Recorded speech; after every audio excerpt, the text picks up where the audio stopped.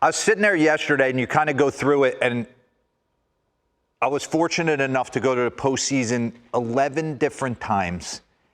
And you go in thinking, hey, this is the team that's going to win it all. And then sometimes you go in thinking, I don't know how this is going to play out, and everything starts to fall your way.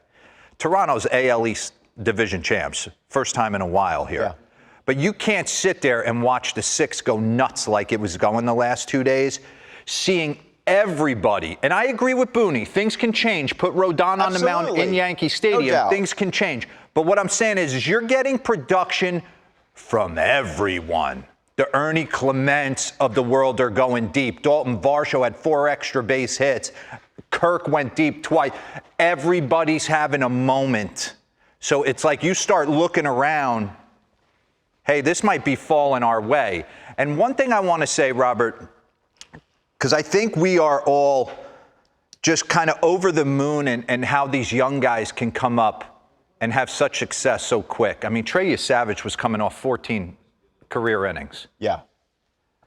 Nice landing for John Schneider to give him the ball at home. But for him to go out there, I always go back. I had this conversation with Jarrett Wright, my old teammate with the Atlanta Braves. He pitched Game 7 of the World Series at 20 years old in 1997, Cleveland Indians against, well, the Florida Marlins at the time. And I said, you had to be nervous.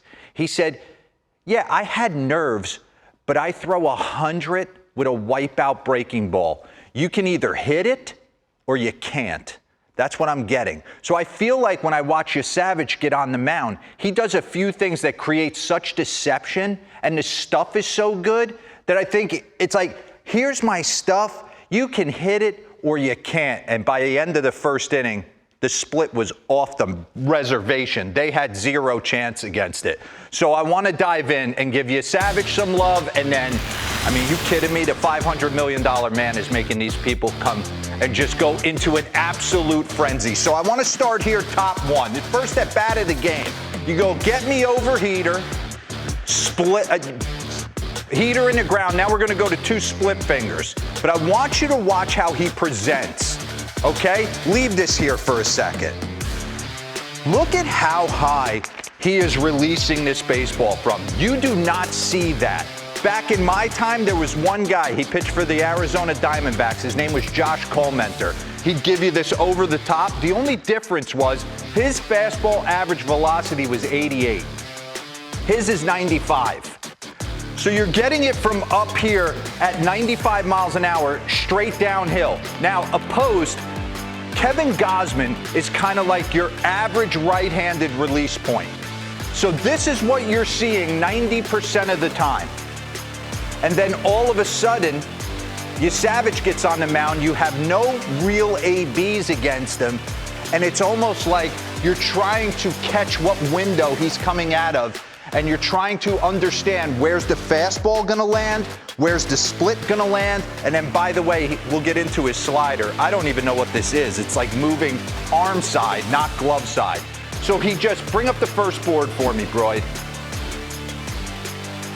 Highest vertical release point in the entire game is Justin Verlander at 7.10.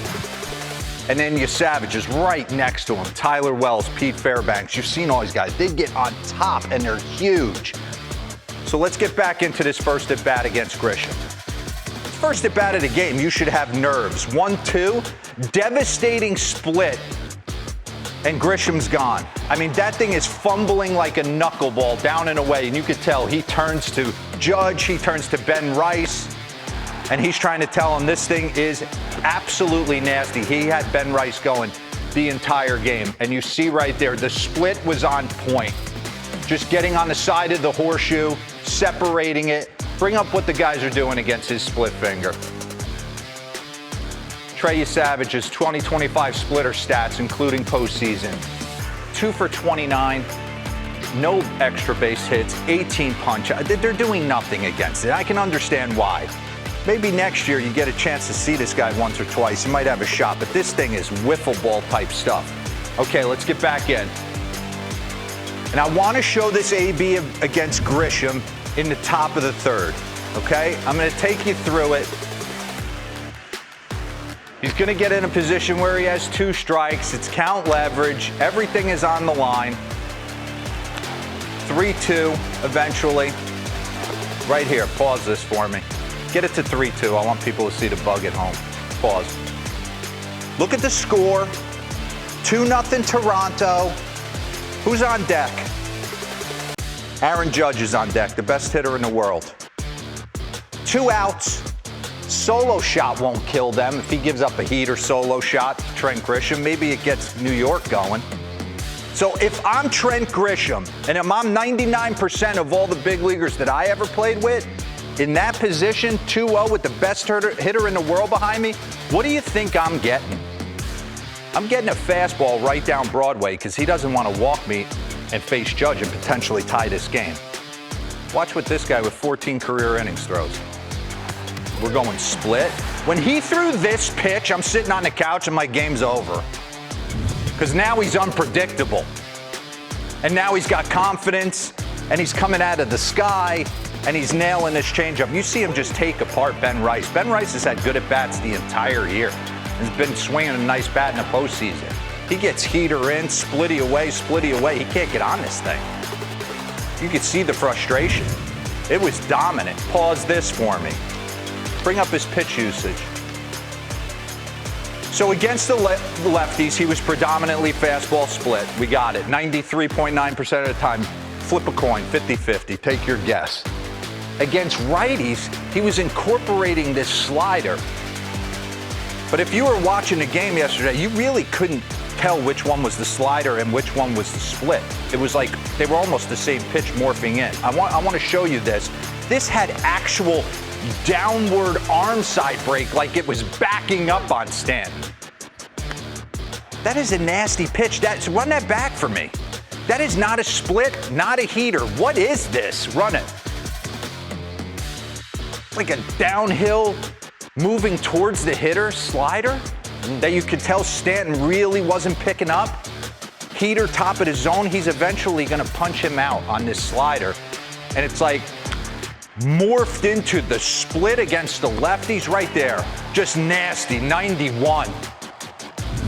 So he had something for the lefties and the righties. Yeah, give me the movement profile, Boardnays. Trey Yesavage pitch movement profile. Look at his split compared to his slider. 5-mile-an-hour difference. Look at the vertical drop, but look at the arm side break. Arm side break doesn't make sense. You're throwing a slider at somebody, it should be breaking glove side away from him. This thing's backing up at 91. So he just gave them a world of problems. But bottom line was, it was splitter command. He had it whenever he wanted. He could throw it whenever he wanted. And it was one of the greatest rookie performances I've ever seen, and Toronto was going nuts. Okay. Star's got a star when it's on the line, right? No one wants it more than this guy. Pause this real quick. He took $500 million from Toronto. I played there in 2013. I absolutely loved my time there. I loved the city. I loved the fans. I loved everything about it except clearing customs every time we went on the road. That was the only nightmare. But he has bought in. Build around me, and they have built around him, and for him to have these moments, I think is so fantastic. So I just want to go through it. Where the Yankees are trying to attack him, why he's having the success he has. 2-1 changeup from Luis Gil in game 1, and he's able to drive it out in the bottom of the first and kind of sets the tone. Here we go. Get the crowd going. Run that back for me real quick, and I want to all the way. No, get me to that right here. And pause it. Pause it. I love this. When you dive in and you nerd out on hitting, like where do you land, how you land it, because Vlad is one of those old school hitters. He likes batting average. He'll probably give up a few home runs, which his attack angle lends you to believe that he did give up a few home runs this year to hit for a higher average and move the ball around. So get him to foot contact, please. Slow click, pause. I love the fact we talk about this flashlights, just how you land. You see his front hip, it's wanting to go. It's wanting to start going, but everything's square. Now he's gonna take his bottom. Just track the bottom hand, left hand, knob of the bat, right to the baseball. He's going right to it with the knob. Run. Bang! That's hitting 101. Gorgeous job by him. And you see his attack angle. He thinks a little bit more down on it. We're going to slide in Aaron Judge. Get him to the point of contact. Pause it. Slow click it from there. Watch Aaron kind of drop his attack angle. Drop it in the slot a little bit more behind him.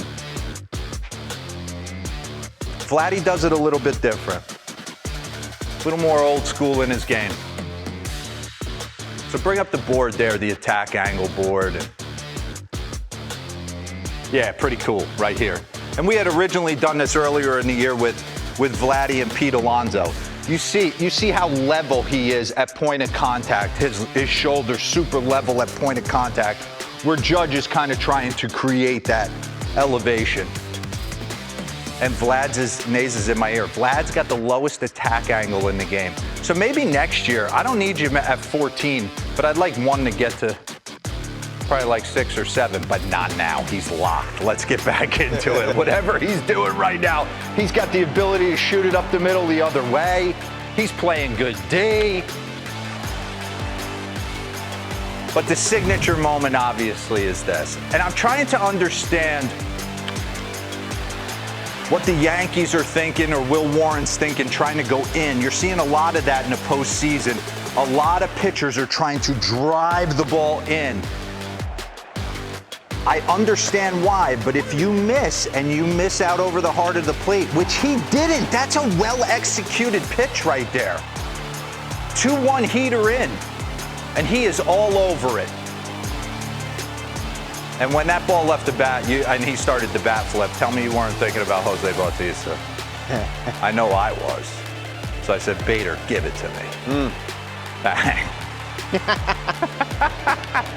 And the other thing, I just wanted to understand why the attack in. Did someone alert him from second base that pitch was in? I don't know. He was all over it. But then you dive into the numbers. Highest average versus inside pitches, 2025. You got Aaron Judge, Bryce Terang, Quan, Vlad at 337.